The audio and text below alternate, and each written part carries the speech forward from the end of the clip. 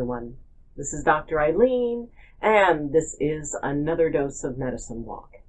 And for those of you who are listening in on Blog Talk Radio, this is Healing House Radio. So it is definitely a chilly, blustery day up here on the mountain, and it's always interesting as the season turns. It's like, we used to have 4 seasons in a day. It was like morning was spring, afternoon was summer, evening was fall, and nighttime was winter. Well, pretty much we're down to 2 seasons. It's like spring, winter. So, as, the days get a little bit colder and a little bit colder, it gets to that point where we start kind of thinking of, hunkering in, and maybe soup is, really something that everybody wants for dinner, or, just being able to cuddle in and, and have a fire in the fireplace. Now, I have a gas fireplace, and it is the main source of heat for my cabin.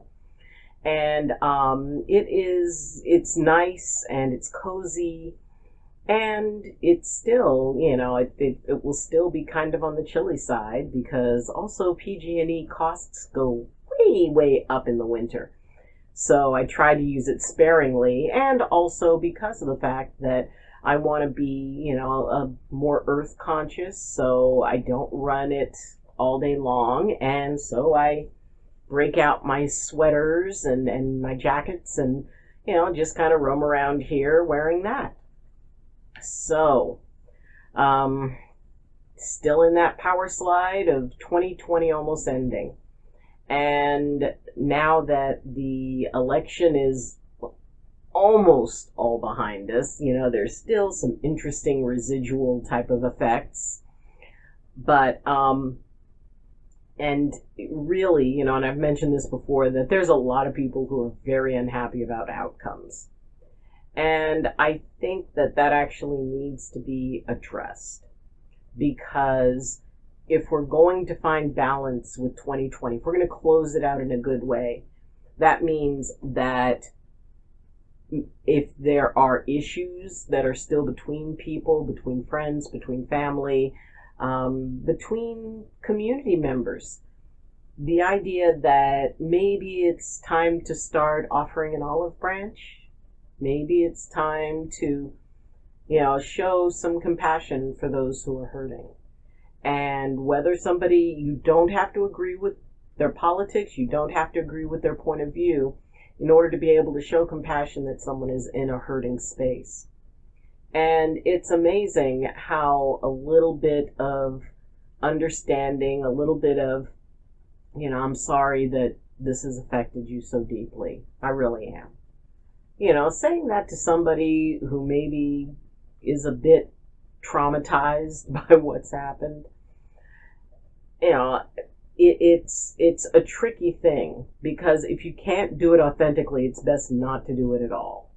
If you can't within yourself say, you know what, I can be happy that the perspectives that I held prevailed, and at the same time, I can understand what it's like, because, Lord knows there's a lot of us who can understand, from 4 years ago, what it felt like to be tremendously disheartened.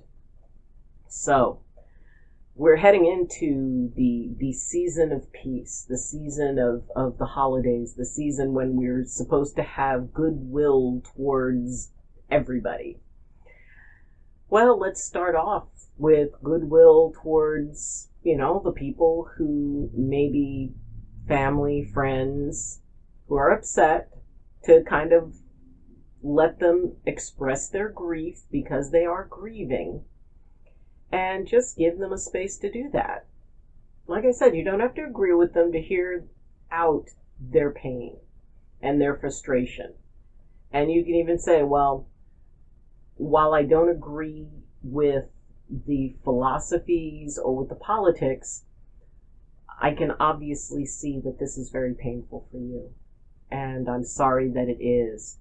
And if there's something I can do to help with that, even if it's just to listen, then I'm here for you. And, really that can be a turning point. It can help somebody see that they're not persecuted. And when you take that out of the scenario, because a lot of people who want to dig in their heels, they do so because they feel that they're being attacked. They feel that someone is coming at them. And I do it myself.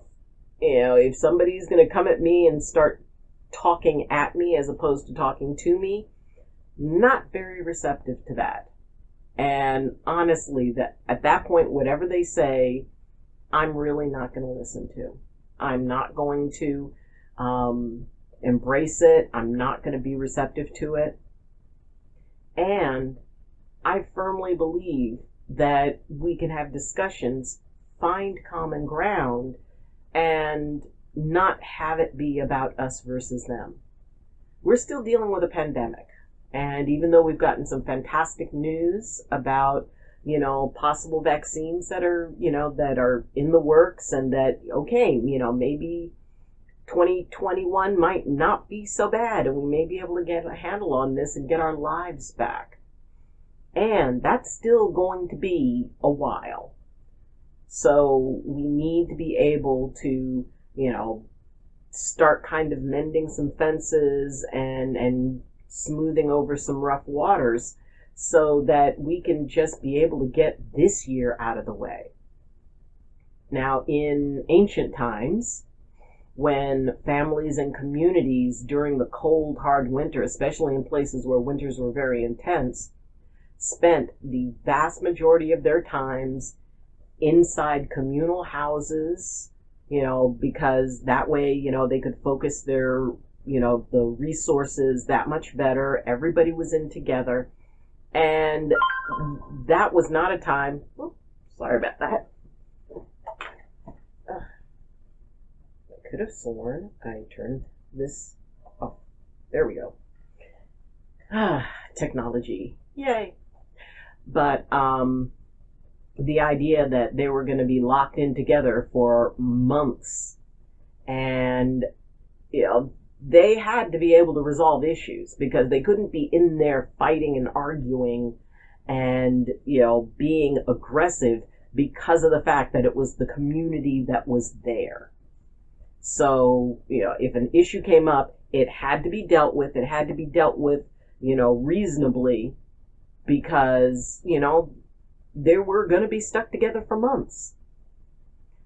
So, with COVID and the flu season and everything like that, people are going to be staying indoors. I know I am. I'm definitely, and it's hard because there's a lot of family who I really would love to see. And I know I'm not going to be able to, because it's important, that I keep them safe, that I keep me safe, and the less contact we have, the better. So, yeah, we're going to be in, and, in my case, I live alone in a cabin. But in the cases of people who are going to be spending even that much more time, families that are going to be spending that much more time together, it's important to be able to have a good strategy to be able to balance out what it is that, the way that you resolve issues and resolve conflicts. And giving each other as much space as possible. Maybe, it's like, okay, you go into a room, or maybe you have a room designated in the house that is all right, this person needs some quiet time. When they're in that room, they do not get disturbed, they do not get bothered.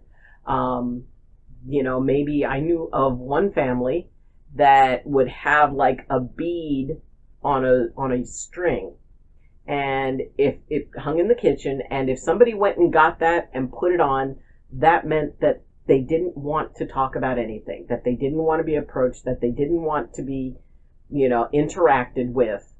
And the agreement was that that person was given that space until they removed it and wanted to talk about it, if they wanted to talk about it.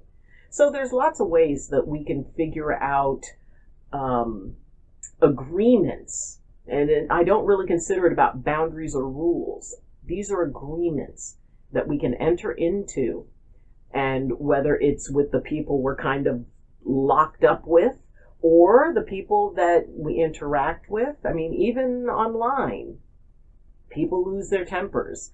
You know, the email that probably should have waited until after somebody had calmed down. Okay, those sounds are my desktop computer, and it's doing something. So sorry about that.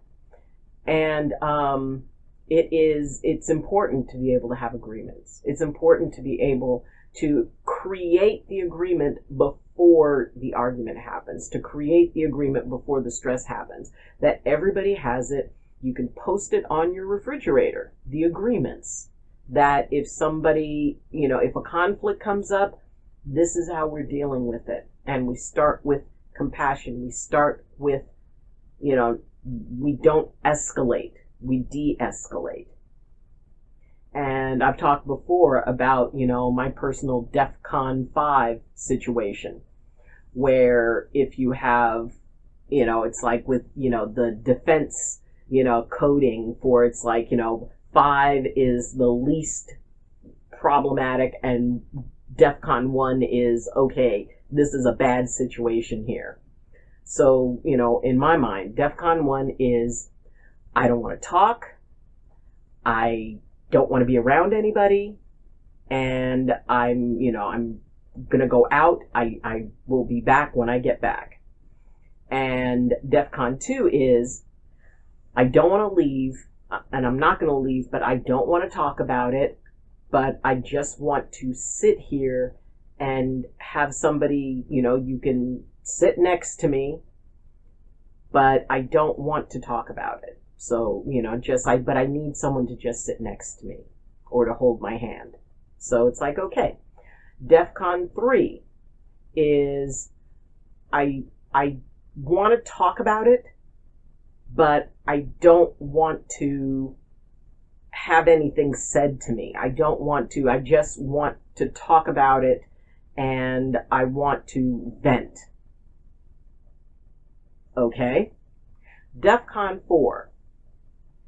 I want to talk about it, and I will accept questions about it, but I don't want answers. I don't want solutions. I just kind of want that dialogue because I need to process it in my head, and if you ask me questions, then I can work through the answers and find the answer myself. DEFCON 5, the lowest level, is I want to talk about it and I want your advice.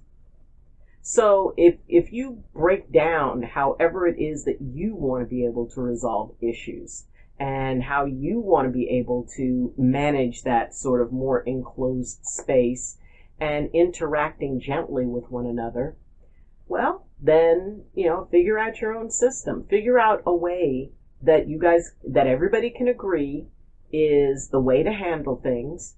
And if it's agreed ahead of time, then that makes less of a conflict in the moment. And it will make ending 2020 also a little bit more gentle. Because that's the whole point, is that, we finish 2020 as gracefully as we can, feeling empowered, feeling productive, feeling like we've done, we're creating something, and we're setting the stage for 2021. We're putting things into motion for 2021. So having a peaceful winter and a peaceful downtime can do a lot to promote that, because the less time you spend arguing, the more time you can spend being creative. So, hang in there. We're almost done with it. And as, days get colder and we're spending more and more time inside, think of ways that time could be handled peacefully. So thank you for joining me. And if you have any questions, comments, or concerns, then you can contact me through the links in the description. I'm on Discord. You can follow me on Twitter. You can reach me through my Facebook group, Medicine Walk with Dr. Ayleen. You can also reach me at the email address that is listed in the description. I have a Monday, Wednesday, and Friday Twitch live stream, and there's a link to that in the description. So if you'd like to come in on that and chat live with me, that would be awesome. If you like this video, then please like this video. And if you like what I'm doing, please consider subscribing. That would be awesome.